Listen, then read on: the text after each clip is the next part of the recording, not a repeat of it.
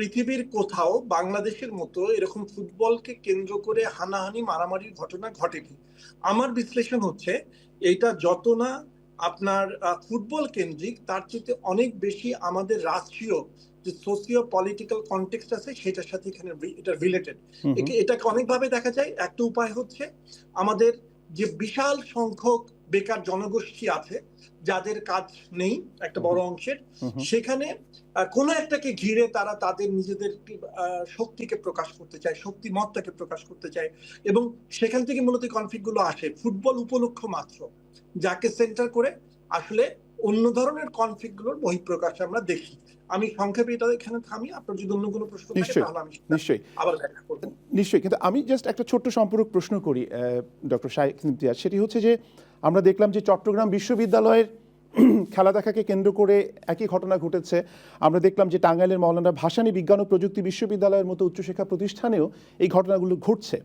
So যারা বেকার, যারা হতাশাগ্রস্ত, তারা তাদের ফ্রাস্ট্রেশন ভেন্টিলেট করার এটা একটা যুক্তি, অফকোর্স এটা হতেই পারে, কিন্তু আমরা দেখছি সর্বত্রই এরকম একটা ভিন্ন মতকে সহ্য করতে না পারা বা ভিন্ন মতকে দমন করার জন্যে এক ধরনের সহিংস হয়ে ওঠা, এটির কি আরো গভীর কোনো কারণ আছে কিনা যদি আপনি আমাদেরকে একটু বলেন। অফকোর্স আছে। আমার যে বিষয় নিয়ে পিএইচডি, আমি কাজ করেছি বাংলাদেশের ম্যাসকিউলিনিটি কনস্ট্রাকশন নিয়ে, এবং আপনি যদি দেখেন যে বাংলাদেশে এই ফুটবল কেন্দ্র করে নারীদের কেউ মারা গিয়েছে এমনটা হয়নি। তার মানে এটা পিওরলি একটা পুরুষ কেন্দ্রিক ফেনোমেনা।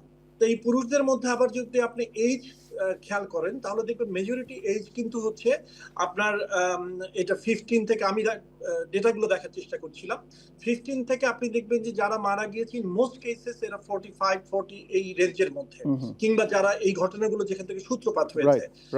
ঘটনাগুলো কি হয়, প্রথমত ধরেন আপনার দেখবেন এখানে অনার, প্রেস্টিজ, এগুলো একটা খুব ইম্পর্টেন্ট ব্যাপার। এবং ম্যাসকিউলিনিটি থিওরাইজেশন থেকে আমি নিজে যে থিওরি নিয়ে কাজ করেছি, আমার নিজস্ব একটা বক্তব্য আছে। আমি একটা মডেল নিয়েও কাজ করছি গত 20 বছর ধরে।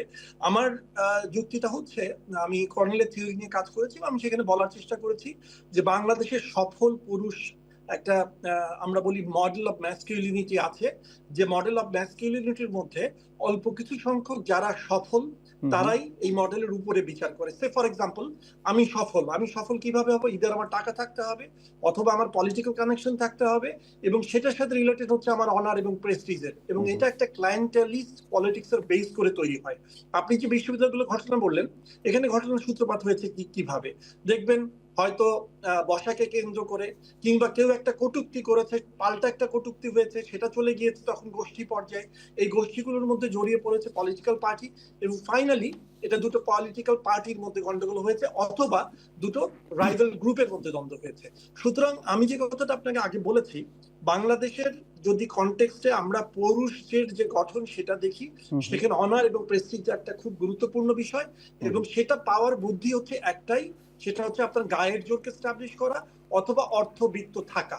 এর সাথে সাথে গত 17 বছরে একটা আমরা দেখেছি যে পলিটিক্যাল আইডেন্টিটি, স্পেশালি আপনি যদি ক্ষমতাসীন দলের সাথে থাকতে পারেন, আমলা হতে পারেন, সামরিক কর্মকর্তা হতে পারেন, আপনার ক্ষমতা আছে। এর বাইরে সাধারণ মানুষের জন্য ক্ষমতার উপরে ওঠার বুদ্ধি একটাই, সেটা হচ্ছে আপনার গায়ের জোরকে এস্টাবলিশ করতে পারা, আপনার গোষ্ঠী জোরকে এস্টাবলিশ করতে পারা।